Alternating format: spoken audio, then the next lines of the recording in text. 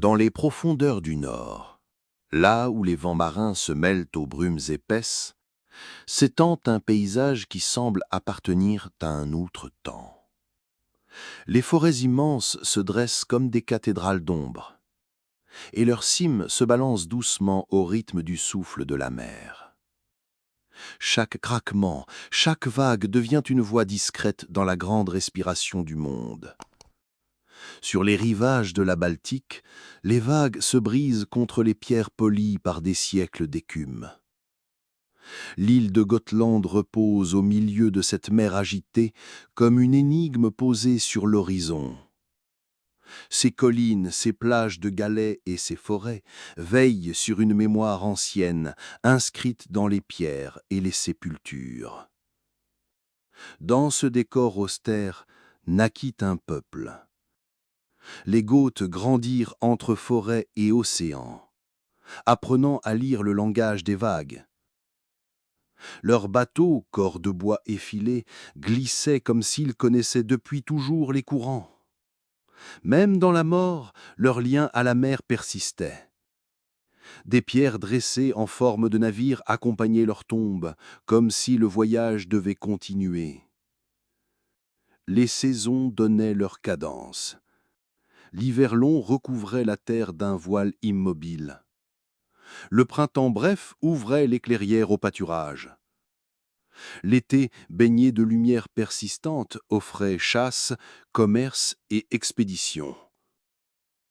De ce cycle rude naquit une endurance qui marqua leur destin. La forêt donnait le bois des maisons et des navires, les troupeaux la laine et le cuir. Mais toujours les regards se tournaient vers la mer. La Baltique n'était pas une frontière, mais un chemin. Déjà bien avant leur migration, les Goths échangeaient avec d'autres mondes. Dans leurs tombes brillaient des pièces romaines venues par les routes invisibles du commerce. L'or et l'argent voyageaient sur les vagues, reliant Gotland aux échos d'un empire lointain. Ce peuple était à la fois enraciné et voyageur, attaché à la pierre et aux clairières, mais toujours prêt à lever l'ancre. Leur identité se tissait dans cet équilibre fragile. Vivre au cœur d'une nature sévère et rêver toujours au-delà de l'horizon. Parfois, à l'aube, la brume laissait deviner des silhouettes s'avançant jusqu'à la mer. Leurs pas s'enfonçaient dans le sable humide et ils restaient là, face à l'infini gris de la Baltique. Derrière eux, les forêts semblaient retenir leurs ombres, rappelant qu'on n'appartient jamais tout à fait au flot. De ce décor rude naquit une mémoire collective. Les histoires circulaient autour des feux, récits de dieux guerriers et de déesses fécondes, souvenirs d'ancêtres, voyages réels ou rêvés. Chaque souffle de vent portait une part de ce passé, comme si la nature elle-même refusait l'oubli. Ainsi, dans le silence du Nord, un peuple prit forme. Ni enfermé dans ses terres, ni entièrement livré aux vagues, il vivait dans cet entre-deux, tendu entre le poids de la terre et l'appel de la mer. De ce contraste naquit l'énergie qui allait un jour les pousser à quitter forêt et rivage. Pour l'instant, ils demeuraient encore au seuil du voyage. Dans la lente respiration de la Baltique, ils apprenaient à écouter le monde, comme on écoute une histoire au bord du sommeil. Sous la terre humide et les pierres couvertes de mousse, les anciens ont laissé des traces de leur passage. Ces traces ne sont pas seulement des vestiges figés, elles sont des voix muettes, des fragments d'histoire qu'il suffit d'écouter avec patience.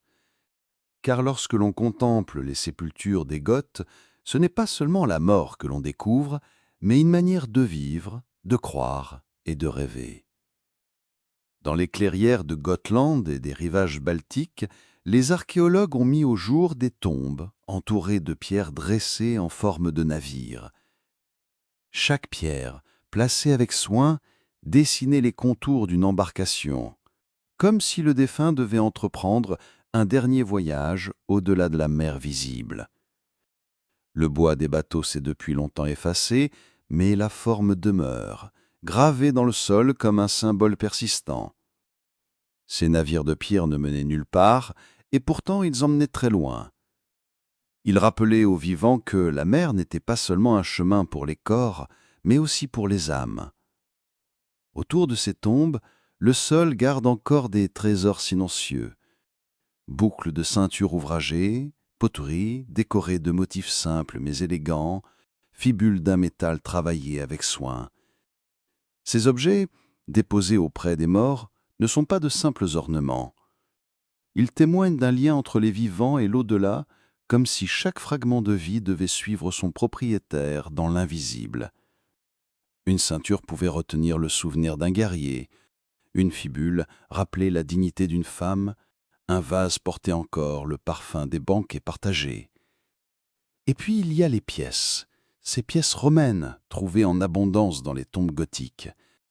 De petits disques de métal brillant frappés à l'effigie d'empereurs lointains. Comment ces monnaies romaines, venues du Sud, ont-elles trouvé leur place au cœur des terres du Nord? Elles racontent à leur manière l'existence de routes invisibles, de contacts qui traversaient mers et rivières.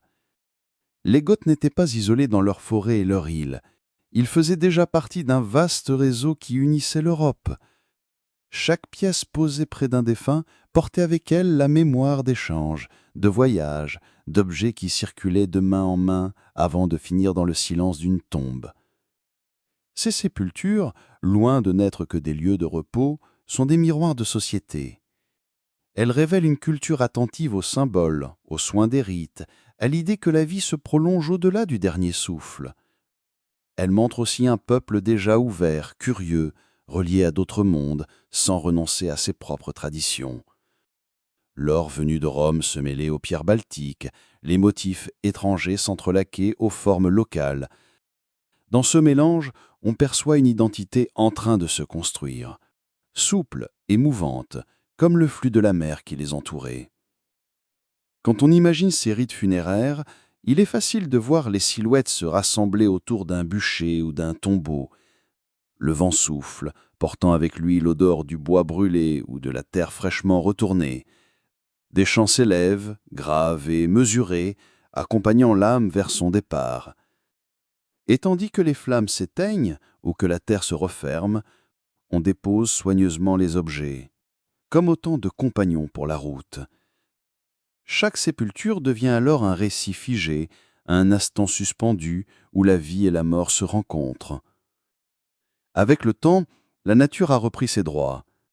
La mousse a couvert les pierres, l'herbe a proussé sur les tertres, et les générations suivantes ont peut-être oublié les noms de ceux qui reposaient là. Mais les traces sont restées, enfouies, patientes, prêtes à être retrouvées. Des siècles plus tard, lorsque les fouilles ont mis au jour ces tombes, c'est un souffle ancien qui s'est libéré. Comme si les Goths, depuis leur silence, murmuraient encore à ceux qui savent écouter. Ces trésors du passé ne sont pas seulement des objets froids et inertes. Ils vibrent d'une énergie subtile, celle d'un peuple qui, avant même de partir à la rencontre du monde, portait déjà en lui une ouverture vers l'ailleurs. Dans les pierres en forme de navire, dans les bijoux déposés avec tendresse, dans les pièces romaines venues de très loin, se dessine le portrait d'hommes et de femmes enracinés dans leur terre, mais reliés par des fils invisibles à un horizon plus vaste.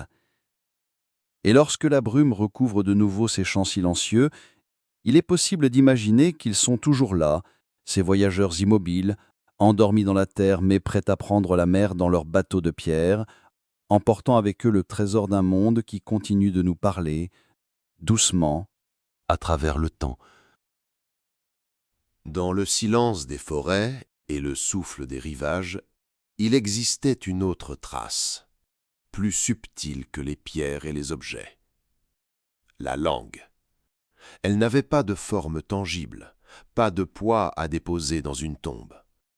Elle passait d'une bouche à une autre, d'une génération à la suivante, comme une rivière invisible dont le courant ne s'interrompt jamais. Le gothique, cette langue disparue depuis des siècles, reste pourtant une clé qui ouvre encore des portes sur l'âme d'un peuple. Ces sons, aujourd'hui reconstitués à partir de fragments anciens, ont gardé quelque chose de rugueux, de clair et de fluide à la fois. On imagine ces syllabes résonner au coin des feux, porter des chants, des prières, des décisions solennelles. Chaque mot naissait comme une étincelle, façonnée par la nécessité de nommer le monde, nommer la mer, les dieux, le roi, la maison. Nommer la vie pour ne pas qu'elle s'échappe dans le silence. Le gothique appartenait à la grande famille des langues germaniques, et ses résonances se retrouvent encore dans des langues que nous connaissons. Le mot « Rix », qui désignait le chef, le roi, porte en lui l'écho des mots allemands et nordiques qui suivront « Reich »,« Ricker »,« Ruler ». Derrière cette racine, on devine l'idée de puissance, de commandement, mais aussi d'ordre, comme si le langage lui-même tissait la structure d'un monde gouverné. Un autre mot, Gards, signifiait l'enclos, la maison, le domaine. Il a laissé ses traces jusque dans les toponymes scandinaves et jusque dans notre idée de garde, de protection. On entend dans ce mot la vie quotidienne, la clôture qui sépare le foyer du dehors, la limite protectrice qui abrite famille et bétail. Derrière ce son ancien, c'est une image concrète qui apparaît. Une maison de bois, entourée de palissades, la chaleur d'un foyer au centre et le sentiment d'appartenance à un espace sacré. La langue gothique ne servait pas seulement à désigner les choses visibles. Elle portait aussi la mémoire des mythes, la poésie des chants, l'autorité des lois. Chaque assemblée, chaque thing voyait les hommes libres s'exprimer dans ce langage. Chaque récit de Dieu et d'ancêtres s'y imprimait comme une empreinte vivante. Dans ces sonorités, c'était tout un univers qui se reflétait. Les gestes de la guerre, les liens de parenté, les rituels du culte. Lorsque l'on compare le gothique à l'ancien norrois, on découvre des parentés profondes.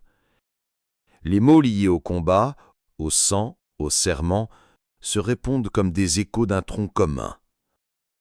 On entend presque une fraternité linguistique qui relie les peuples germaniques entre eux, bien avant qu'ils ne s'affrontent ou ne s'unissent.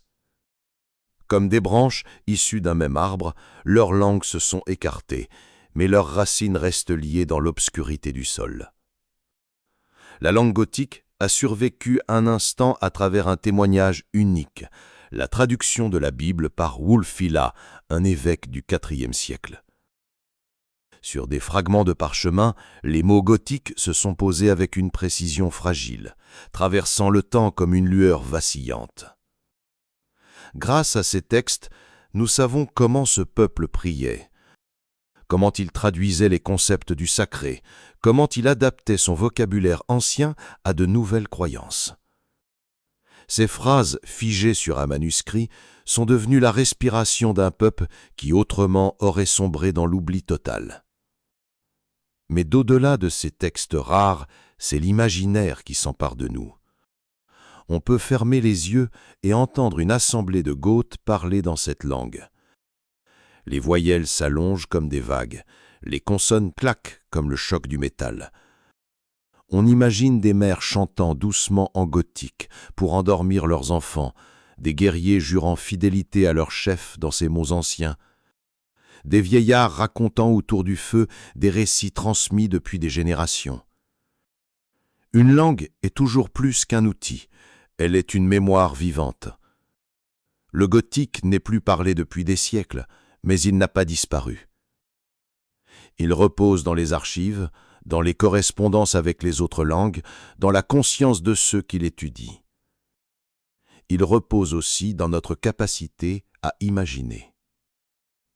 Car à chaque fois que l'on prononce un mot ancien, à chaque fois que l'on cherche à l'entendre, c'est comme si un souffle ancien passait encore sur nos lèvres. Ainsi, les Goths ne nous ont pas seulement laissé des pierres et des tombes. Ils nous ont laissé des sons, des syllabes, des racines qui voyagent encore dans les mots d'aujourd'hui. Leurs voix, effacées du monde audible, se poursuivent dans l'ombre des langues vivantes. Et dans ce fil discret qui relie le passé au présent, il y a quelque chose de fragile et d'apaisant. La certitude que rien ne disparaît totalement tant que nous prenons le temps d'écouter. Dans la mémoire des peuples, il est des récits qui ne s'expliquent pas seulement par l'archéologie ou les textes. Ce sont des histoires qui flottent entre la réalité et le mythe, des histoires qui portent une vérité plus profonde que les faits. Pour les Goths, l'un de ces récits fondateurs parle d'un roi nommé Bèr, le premier guide, celui qui mena son peuple loin des forêts natales pour chercher d'autres terres. On dit qu'il régnait sur une île que les anciens appelaient Skansa, une île du nord, vaste et fertile, entourée d'eau froide et bordée de forêts si denses que le soleil y trouvait parfois peine à pénétrer. Les chroniqueurs, des siècles plus tard, en parleront comme du berceau des nations, un lieu où naissaient les peuples avant qu'ils ne se dispersent vers le reste du monde. Pour les Goths, Skansa n'était pas seulement un territoire, c'était une matrice, un sanctuaire où les générations s'étaient succédées jusqu'au jour du départ. La légende raconte que ce roi, Bèr, sentit le poids de la foule grandir sur ces terres. La population, trop nombreuse, ne pouvait plus se contenter des forêts et des pâturages. Il fallait partir, s'aventurer au-delà des flots, ouvrir un nouveau chemin. Alors furent construits 3 navires, solides et effilés, capables de fendre les vagues comme les lames d'une épée fend l'air. 3 embarcations pour un peuple entier. Cela paraît peu, et pourtant, dans le langage des mythes, ce chiffre n'est pas un hasard. 3, le nombre des commencements, des équilibres fragiles. 3 navires pour porter une histoire entière. On imagine ces bateaux quittant lentement les rivages, poussés par le vent du nord. La mer se referme derrière eux, et devant s'étend un horizon où tout reste à inventer. Dans chaque navire, des familles serrées les unes contre les autres, des vivres rangés dans des coffres, quelques animaux pour les terres futures. Les regards se partagent entre l'attente et l'inquiétude, car nul ne sait vraiment ce qui les attend de l'autre côté. La traversée n'est pas décrite, mais on peut la rêver. Des nuits sans fin, éclairées par la pâle lueur des étoiles, des journées rythmées par le bruit des rames, par le craquement du bois qui lutte contre les vagues, le sel qui brûle les yeux, les cris des oiseaux marins qui annoncent des rivages proches. Dans ce voyage, chaque battement de cœur devait être tendu vers une seule question. Arriveront-ils à terre ? Et puis vient l'instant du débarquement. La légende dit que Bèr et les siens accostèrent sur les rives méridionales de la Baltique.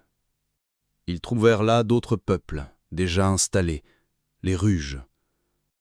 La rencontre se fit sous le signe de la confrontation.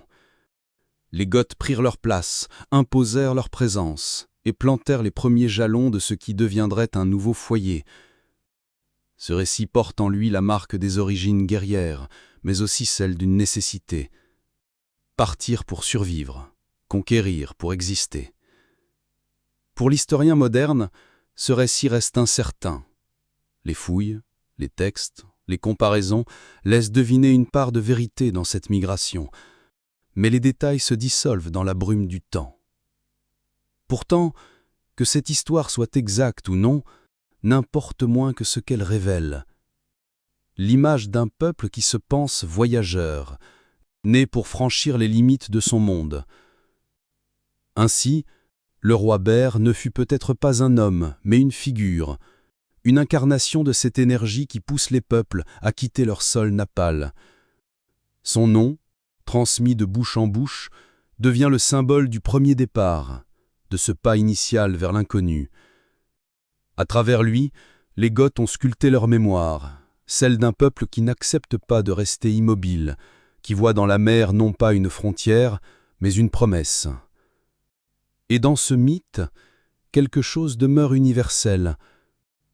Qui n'a jamais senti l'appel d'un ailleurs, ce désir de franchir une limite, d'oser l'horizon? Les Goths, en prêtant à Bèr leur première grande traversée, ont donné forme à ce sentiment ancien. Ils ont inscrit dans leur mémoire collective l'idée que leur histoire commence par un voyage, par un départ, par un arrachement.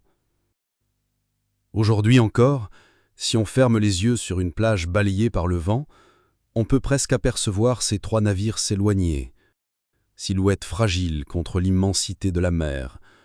On peut presque entendre le clapotis des rames, les voix qui murmurent des prières aux dieux, le silence tendu de ceux qui espèrent. Entre mythe et réalité, l'histoire des Goths commence là, sur les flots de la Baltique, dans le sillage de 3 embarcations portées par l'appel du large. La mer, immense et mouvante, fut le premier chemin des Goths. Ils y embarquèrent comme on entre dans une épreuve sacrée, conscients que chaque vague pouvait être une menace, mais aussi une promesse. Leur navire de bois, modeste en apparence, se balançait au rythme des vents baltiques. On imagine le silence qui suivait chaque départ, un silence chargé d'émotions, où les regards des femmes et des enfants restés sur le rivage se perdaient dans la brume, guettant les silhouettes qui s'éloignaient vers l'inconnu. La traversée n'était pas une aventure isolée, elle se reproduisit, génération après génération, comme une respiration profonde qui poussait le peuple vers le sud et l'est. Ce ne fut pas un seul voyage héroïque, mais une succession de mouvements, de vagues humaines qui quittèrent peu à peu le berceau scandinave. Chaque départ était un arrachement, chaque arrivée un recommencement. Le nord restait derrière eux, mais ils continuaient de vivre dans leurs chants et dans leurs souvenirs, gravés comme une empreinte dans leur identité. La mer, dans toute sa rudeté, fut leur première épreuve. Les flots pouvaient se dresser comme des montagnes mouvantes, les vents hurlaient entre les mâts, et les tempêtes emportaient parfois des embarcations entières. Mais la mer savait aussi se montrer généreuse. Elle guidait les navigateurs par ses courants, elle offrait ses bancs de poissons pour nourrir les familles.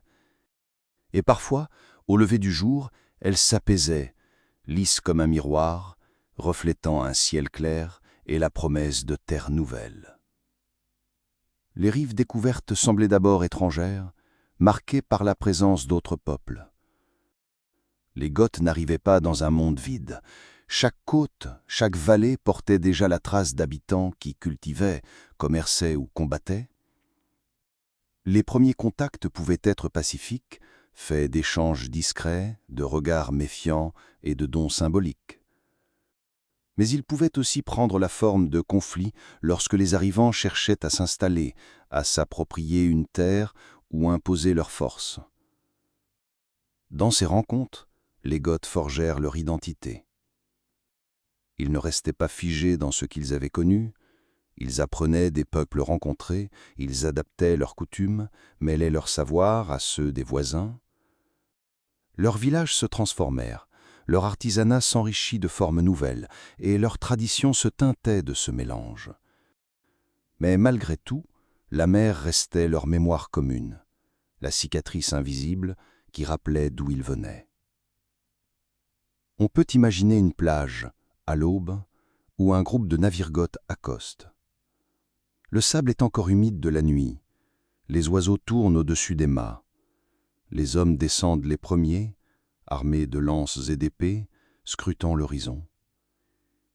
Derrière eux, les femmes portent des sacs de tissu, les enfants serrent des paniers remplis de vivres, les vieillards avancent lentement, mais avec dignité.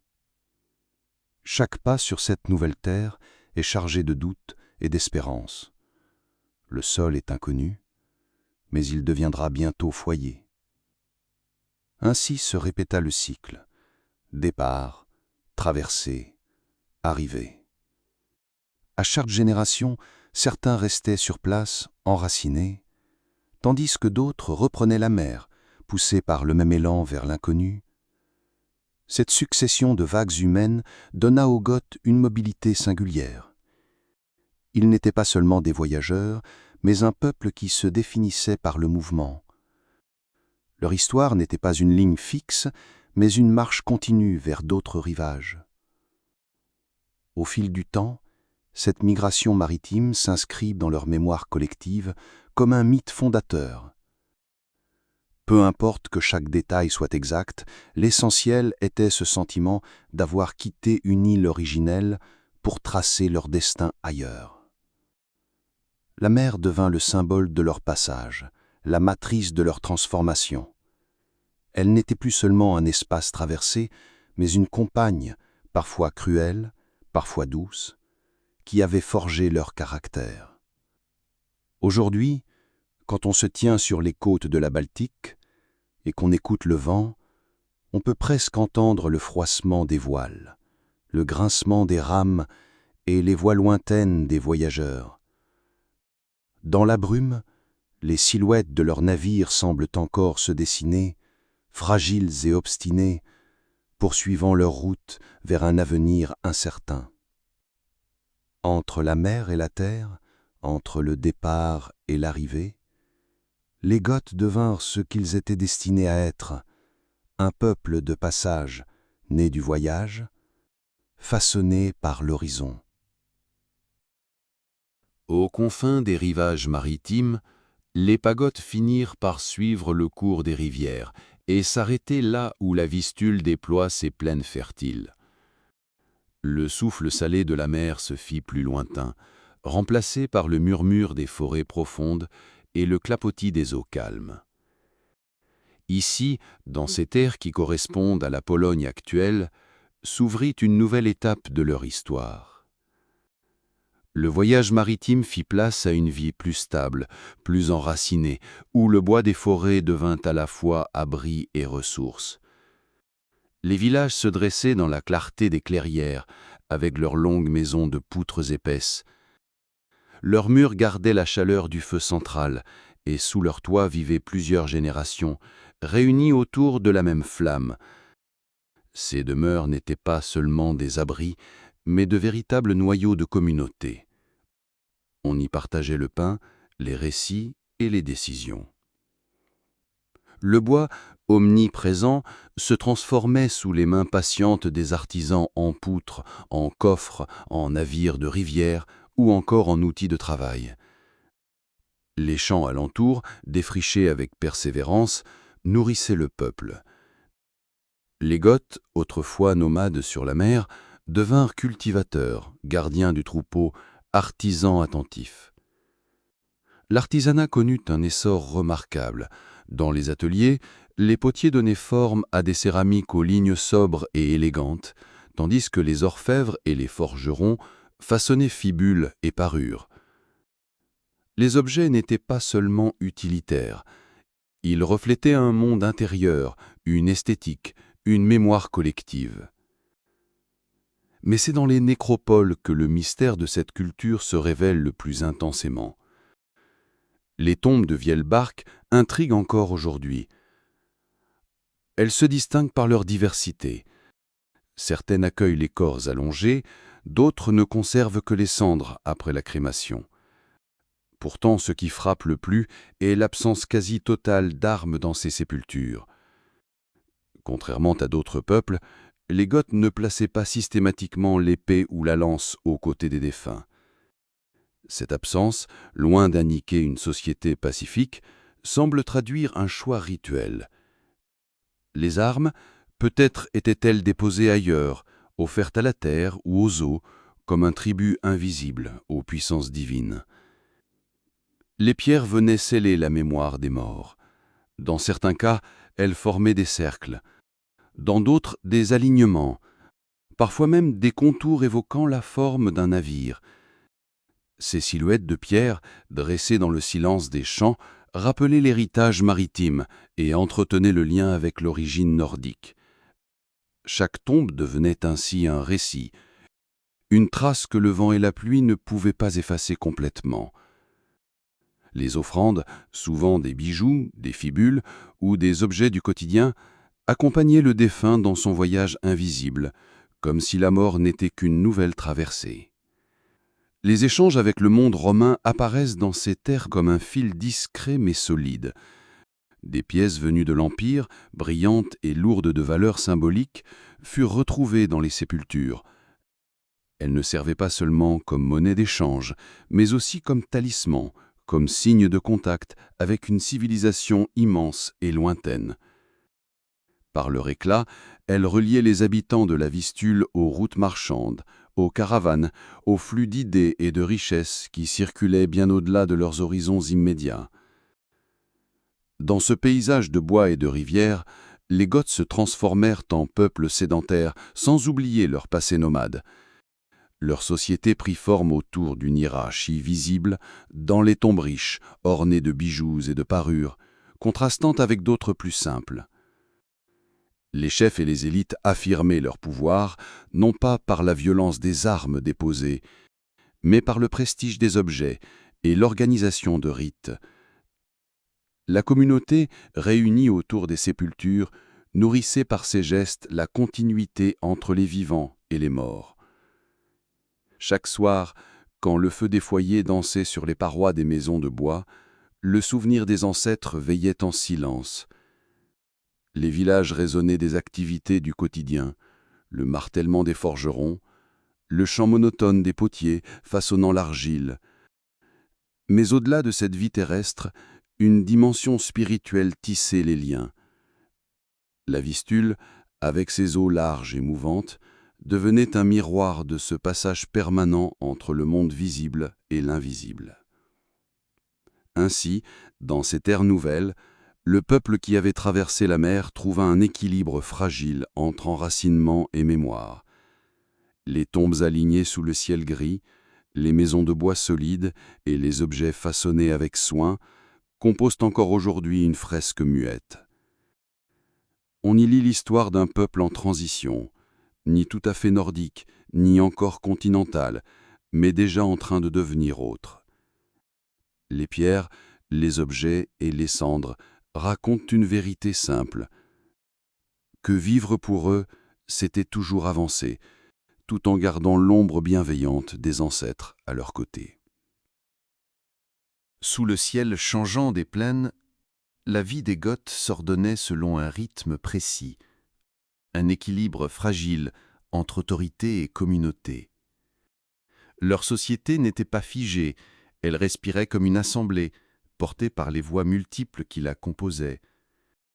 Chaque être, du plus humble au plus puissant, avait sa place dans un tissu où se mêlaient devoirs, privilèges et appartenance. Au sommet se tenait le roi, figure à la fois terrestre et sacrée. Il tirait sa légitimité de son courage au combat, mais aussi de son sang, souvent présenté comme un héritage divin.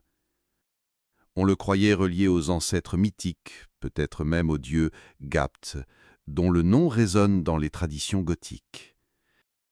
Mais le roi n'était pas un maître absolu. Il gouvernait comme un chef de guerre, un gardien des terres, un juge lorsque les conflits divisaient.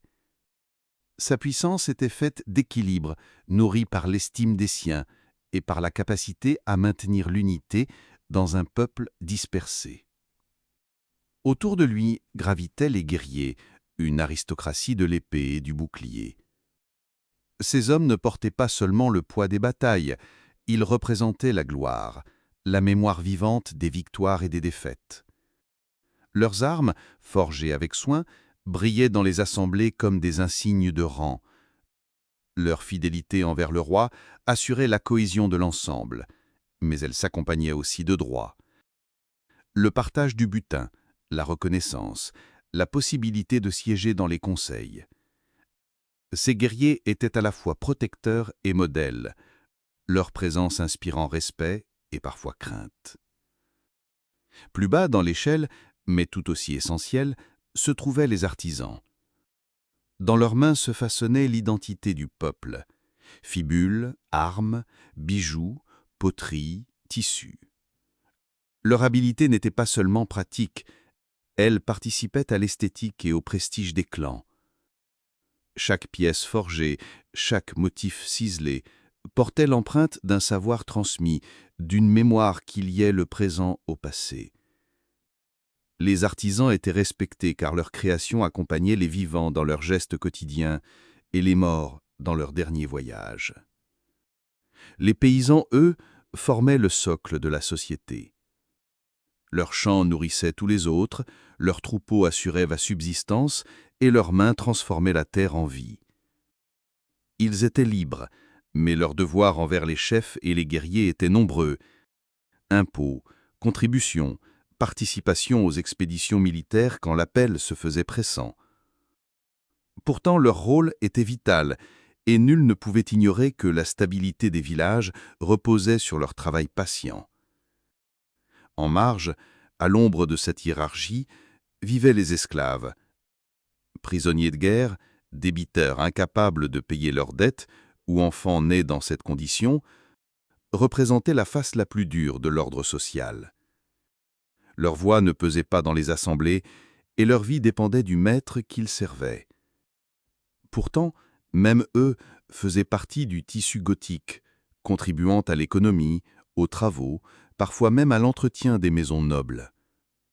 Leur existence rappelle que la prospérité d'un peuple se bâtissait aussi sur l'injustice et la contrainte. Mais au-delà de cette hiérarchie, un autre lieu incarnait la véritable âme du peuple, le Thing. Cette assemblée populaire réunissait les hommes libres, souvent en plein air, sous le regard des dieux et du ciel. Là, chacun pouvait prendre la parole, défendre ses intérêts, juger des conflits ou approuver les décisions du roi. Le Thing n'abolissait pas les différences sociales, mais il leur donnait un espace commun, une voix partagée. La parole y circulait comme un bien précieux, et l'écoute collective conférait à chaque décision une légitimité que ni l'épée ni la richesse ne pouvaient offrir seules. Dans ce cercle, le roi n'était plus un monarque lointain, mais un orateur, un père parmi d'autres, contraint d'entendre les voix qui montaient de la communauté. Les guerriers pouvaient défendre leurs droits, les paysans faire valoir leurs besoins, et même les artisans y trouvaient un lieu où leur rôle était reconnu. Cette coexistence entre pouvoir royal et voix populaire donnait aux Goths un équilibre singulier. Une société hiérarchisée, mais jamais muette. Un peuple gouverné, mais toujours consulté. Le Thing était aussi un espace rituel. Avant les discussions, des sacrifices pouvaient être offerts, des serments prononcés, des symboles brandis. On ne décidait pas seulement en hommes, mais aussi en présence des puissants invisibles. Chaque mot échangé portait le poids de l'engagement, et la communauté se souvenait longtemps de ce qui y avait été dit. Ainsi se dessinait la société des Goths, un tissu complexe, tissé d'autorité et de liberté, de rangs marqués, mais de paroles partagées. Dans la lumière du feu, le roi brillait, mais son éclat dépendait du reflet que lui renvoyaient les siens. Les guerriers imposaient leur force, mais leur valeur se mesurait à la loyauté qu'ils inspiraient. Les artisans, les paysans, les esclaves, chacun à sa place, construisaient la trame quotidienne. Et au milieu de tous, le Thing rappelait que le destin d'un peuple ne se scelle jamais seul, mais dans la rencontre des voix. Dans la nuit des temps, lorsque les Goths levaient les yeux vers le ciel, ils n'y distinguaient pas seulement des étoiles.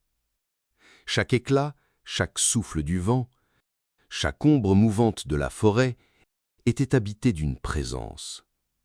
Le monde n'était pas muet, il parlait, et les hommes savaient l'écouter.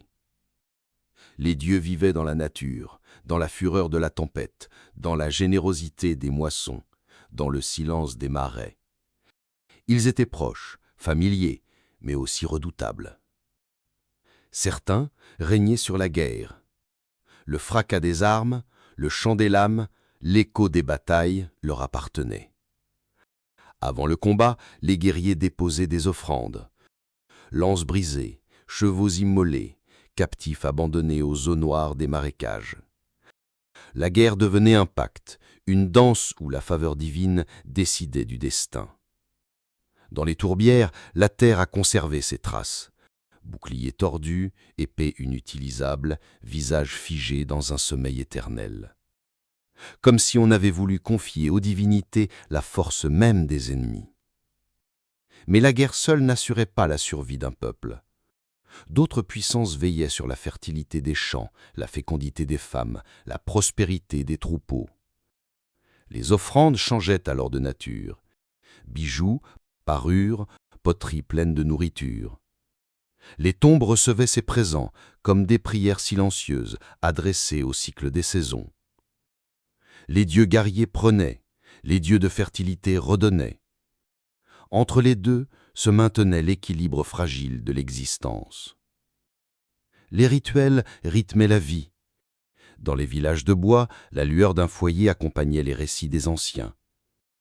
Les gestes sacrés revenaient comme des repères immuables. Un collier déposé dans une sépulture, un cheval enterré aux côtés de son maître, des armes volontairement brisées pour être livrées au monde invisible. La mort n'était pas une fin, mais une transition. On partait avec ses biens, ses armes, sa nourriture, parfois même avec ses compagnons. Tout ce qui avait eu un sens sur Terre devenait bagage pour l'au-delà. Les archéologues ont retrouvé ces témoignages. Fibules d'argent, perles de verre venues de contrées lointaines, armes tordues par des mains délibérées. Dans ce geste de destruction se lisait une intention. Rendre l'objet inutilisable aux hommes, mais disponible pour les dieux. Deux mondes se reflétaient l'un dans l'autre, liés par des gestes rituels qui servaient de pont. On peut imaginer les processions avançant lentement dans la forêt. Le rythme des tambours se mêlait au bruissement des arbres, les chants graves suivaient les pas mesurés. Puis venait le silence, au bord d'un lac. Les torches s'éteignaient, une à une. Dans l'obscurité, une offrande disparaissait sous les eaux, confiée au miroir liquide qui séparait le visible de l'invisible. Rien de monumental, rien de spectaculaire, seulement cette conviction intime que les deux mondes se touchaient. Cette foi ne nécessitait pas ni temple de pierre, ni statue colossale. La nature elle-même servait de sanctuaire. Le ciel devenait voûte sacrée, la rivière autel mouvant, la plaine fertile une bénédiction. Les dieux se manifestaient dans l'orage et dans la pluie, dans le renouveau du printemps comme dans la chute d'un guerrier. Tout ce qui existait portait la trace de leur souffle. Ainsi se tissait une vision du monde où les vivants, les morts et les divinités partageaient le même espace. Mourir revenait à franchir une porte, non à disparaître. Offrir un bijou, une arme, un animal, c'était maintenir ce dialogue invisible, prolonger le cercle qui liait la communauté humaine à la trame cosmique. Les marais, les lacs, les forêts demeuraient les témoins muets de cette relation. L'eau et la terre gardaient les dépôts sacrés, les sépultures s'emplissaient de parures et d'armes brisées. Tout dans ce monde portait l'empreinte d'une spiritualité enracinée, discrète et totale, où le sacré et la nature ne faisaient qu'un tout. Peu à peu, parmi les gestes rituels et les migrations, une identité s'esquissait. Les Goths, dispersés sur les rives de la Baltique puis de la Vistule, se reconnaissaient dans certains signes répétés, dans des objets qui n'étaient pas seulement des parures, mais des emblèmes. Au cœur de ces symboles, une forme revenait souvent, l'aigle. Sur des fibules, ces attaches de métal qui retenaient les manteaux, apparaissaient des têtes d'oiseaux, aux yeux grands ouverts, au bec puissant. Elles n'étaient pas de simples décorations. Dans leurs contours se lisait un langage muet, celui d'un peuple qui affirmait sa force et son unité. L'aigle, maître des hauteurs, observateur silencieux, portait une signification profonde. Il dominait le ciel comme les guerriers dominaient les champs de bataille. Porter une fibule en tête d'aigle, c'était rappeler à chacun d'où il venait et vers quoi il tendait. À travers ces bijoux, forgés dans l'argent et le bronze, se cristallisait l'image d'un peuple qui déjà pressentait son rôle à venir. Ces objets circulaient de main en main, d'un chef à l'autre, d'une tombe à l'autre. Ils traversaient le temps, passaient d'une génération à la suivante, et dans cette continuité se formait une mémoire collective. Les Goths ne se définissaient pas seulement par leur village, par leurs rites ou par leurs armes, mais aussi par ces symboles, portés sur la poitrine, brillant à la lumière du feu ou du soleil couchant. Dans le silence des forêts, dans l'écho des plaines, un peuple grandissait, encore discret aux yeux des grands empires, mais déjà tourné vers un horizon plus vaste. Les villages de bois et les tombes alignées dissimulaient un avenir que personne n'aurait pu deviner. Car bientôt, l'histoire de Rome allait croiser celle de ces voyageurs du Nord. L'Empire, immense et puissant, semblait immuable. Pourtant, à ses frontières, les ombres se rapprochaient, venues de terres lointaines, portées par des peuples que l'on disait barbares. Les Goths étaient de ceux-là, encore enracinés dans leurs traditions, mais déjà liés aux routes du commerce, aux influences venues d'Orient et d'Occident. Leur culture se transformait, se nourrissait des contacts, se forgeait à la rencontre des autres. Leurs chefs se préparaient à devenir rois, leurs guerriers à défier des légions, leurs mythes à se mêler à l'histoire écrite par les vaincus et les vaincus. Dans cette tension, une épopée prenait forme. Elle n'avait encore éclaté, mais elle se préparait. Les fibules en tête d'aigle, les sépultures richement garnies, les chants transmis au coin du feu étaient déjà les prémices d'un récit qui dépasserait les frontières du Nord. Peu à peu, les Goths entraient dans le champ de l'histoire universelle, appelés à laisser une empreinte indélébile. Pourtant, dans ce moment suspendu, ils demeuraient encore au seuil. Leurs pas résonnaient sur les chemins forestiers, leurs navires glissaient sur les fleuves, leurs offrandes disparaissaient dans les marais. Rien n'annonçait encore les grandes batailles à venir, ni les royaumes qu'ils fonderaient au cœur de l'ancien empire romain. Leur identité n'était qu'une promesse, fragile et lumineuse, comme une braise prête à s'enflammer. Dans l'ombre des forêts et la clarté des ciels nordiques, ils poursuivaient leur chemin, porteurs d'un héritage qui bientôt entrerait dans la lumière. Mais pour l'instant, laisse-les reposer dans ton sommeil.